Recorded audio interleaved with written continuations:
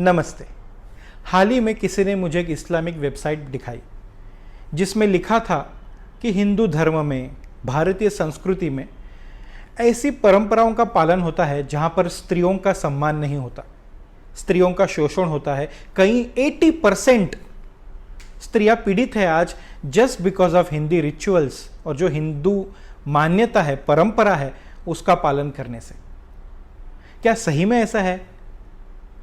हिंदू धर्म में यदि हम देखते हैं, सनातन धर्म में, भारतीय संस्कृति में यदि हम देखते हैं तो स्त्री का सम्मान को पहले प्रथम प्राधान्य दिया गया है, इंपॉर्टेंस दिया गया है। ऐसे कहते हैं, स्त्री शब्द आया है विस्तृत शब्द से। विस्तृत माने विस्तार, एक्सपांशन। सो जो हमें छोटे आइडेंटिटी से, छोटेपन से निकालकर जो विस्तृत अवस्था में ले जाए, एक्सपांडेड कॉन्शियसनेस में ले जाए, एक ब्रॉडर विजन में ले जाए, वो है स्त्री। हिंदू धर्म में, भारतीय संस्कृति में स्त्री का सही मायने में अर्थ यह है जहां पर हम उनका सम्मान करते हैं। ऐसे कहते हैं, यत्र नार्यस्तु पूज्यन्ते रमन्ते तत्र देवताः। हमारे स्क्रिप्चर्स में ये लिखा गया है, जिस स्थान पर स्त्री का सम्मान होता है, उनकी पूजा की जाती है, उनको अपनापन से रखते हैं, प्रेम भाव, मर्यादा, सम्मान से रखते हैं, वहीं पर चीज़ों की कार्य सिद्धि होती है, वहीं पर शांति प्रस्थापित होती है। यदि हम पुराणों से, अपनी कथाओं से भी देखते हैं, जब जब और जहाँ जहाँ स्त्री का सम्मान नहीं हुआ है, वहाँ पर रामायण महाभारत घटे हैं। हमारे भारतीय संस्कृति में, हिंदू धर्म में जो भी मुख्य चीज़ें हैं, जो डिपार्टमेंट्स हम कहेंगे आजकल की भाषा में, तो स्त्रियों को ही दिए गए हैं। जैसे हम देखते हैं, जो एजुकेशन डिपार्टमेंट है, ज्ञान की बातें हैं, वो सरस्वती देवी के अधीन है। ऐसे बोलते हैं ना, विद्या धनम सर्वधनम प्रधानम। तो ऐसा धन एक स्त्री के हाथ में ही है।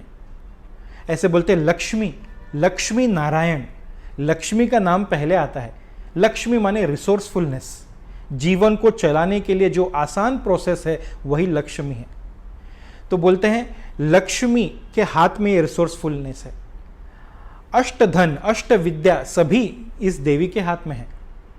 ऐसे बोलते हैं, जब लक्ष्मी नारायण के साथ होती है, तब बोलते हैं ऐश्वर्य और ज्ञान का एक अनूठा मिलाप हो जाता है वहां पर।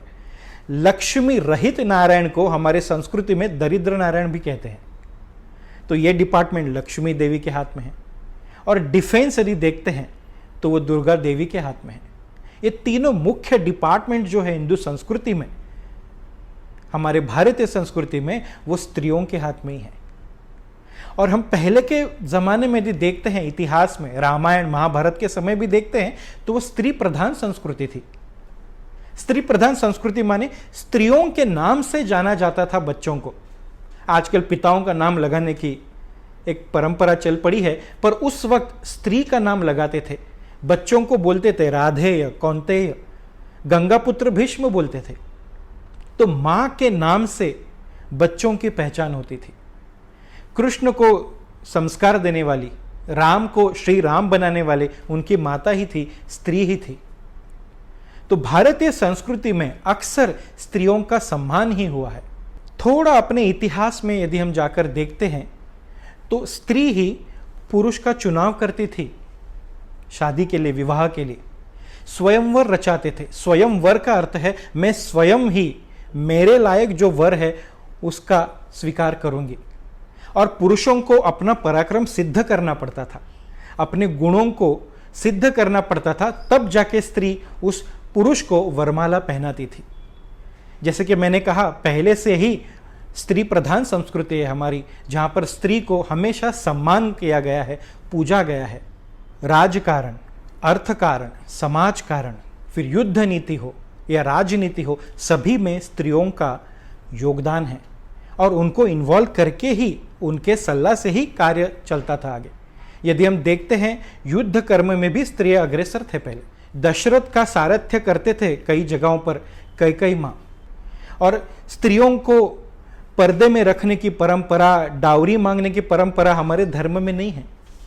यदि हम देखते हैं, मुगल इन्वेजन के बाद जो उन्होंने अत्याचार किए हमारे स्त्रियों के ऊपर, राजा को मार गिराकर, फिर वो रानी को, स्त्री को लेकर बलात्कार करते थे और फिर अपने दूसरे सरदारों को सौंप देते थे। शारीरिक बहुत कष्ट झेलना पड़ा है स्त्री को, इसीलिए वो अपने आप से इस दुष्टों से बचने के लिए आग में कूद जाते थे। उसी को हम बोलते हैं सती की परंपरा। पर यदि आप मुगल इन्वेजन के पहले देखो, सती की परंपरा कहां प्रचलित थी। अपने आप को बचाने के लिए यह निर्णय, अंतिम और कठोर निर्णय स्त्रियों को लेना पड़ा। पर्दे में रखने की प्रथा भी हमारी नहीं है। जैसे मैंने कहा, मुगल इन्वेजन के बाद उस दुष्ट प्रवृत्ति के राजाओं से, एम्परर से बचने के लिए पर्दे में रहना कंपलसरी हो गया था हमारे देश में स्त्रियों को। यदि देखते हैं, हमारे भारत में आज भी कई जगहों पर रात में शादी करने की प्रथा है, विवाह करने की।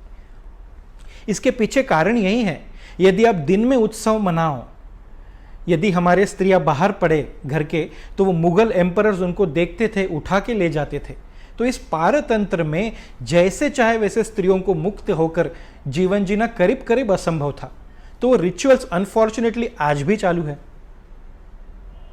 हम स्त्रियों को अंधेरे में रखना, पर्दे में रखना, सिर्फ घर पे बंद रखना, ये कभी हमारे धर्म संस्कृति में हुआ नहीं है।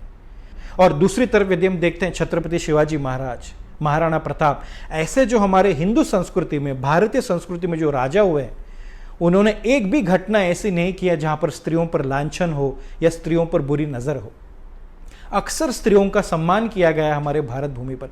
इसीलिए एक ही तो देश है पूरे जग में जिसको हम भारत मां करके कहते हैं, भारत पिता करके नहीं कहते। I am not comparing male and female here, but we need to understand, जो स्त्री का सम्मान इस भूमि पर किया गया है वो शायद ही कहीं और किया गया है। यदि हम भारतीय संस्कृति में वेदों को प्रमाण मानते हैं, तो इन्हीं वेदों में कहीं पर भी लिखा नहीं है कि जन्म से लेकर मृत्यु तक पूजा पाठ, यज्ञ, जितने भी विधि है उसमें स्त्री वर्जित है। हमारे भारतीय संस्कृति में, भारतवर्ष में कई सारी स्त्रियां ज्ञान में, कला में, नृत्य में, संगीत में निपुण थे, वेदों का ज्ञान रखते थे। देखो, स्त्री शब्द में स शब्द जो है वो संस्कारी है और त्र शब्द का अर्थ है तारना। तो ऐसा व्यक्ति, ऐसा एक तत्व जो अपने आसपास आने वाले एनिमेट, इनएनिमेट ऑब्जेक्ट या किसी व्यक्ति को जो संस्कार देते हैं, जो तारते हैं, वो स्त्री। इसलिए हमारे कल्चर में आप देखोगे तो एक श्लोक है, वो बोलते हैं, अहिल्या द्रौपदी सीता तारा मंदोदरी तथा पंचकन्या स्मरे नित्यम महापातक नाशति। इसका अर्थ क्या है? बोलते ये 5 कन्याओं का स्मरण करके ही जो महापापी वृत्ति है वो पाप भी धुल जाते हैं, बुद्धि कुशाग्र होती है, शुद्ध होती है। तो स्त्रियों का अक्सर हिंदू धर्म में, भारतीय संस्कृति में सम्मान होते आया है और सम्मान होता रहेगा। ये स्थान उनको किसी ने दिया नहीं है, ये स्थान उनका ऑलरेडी है।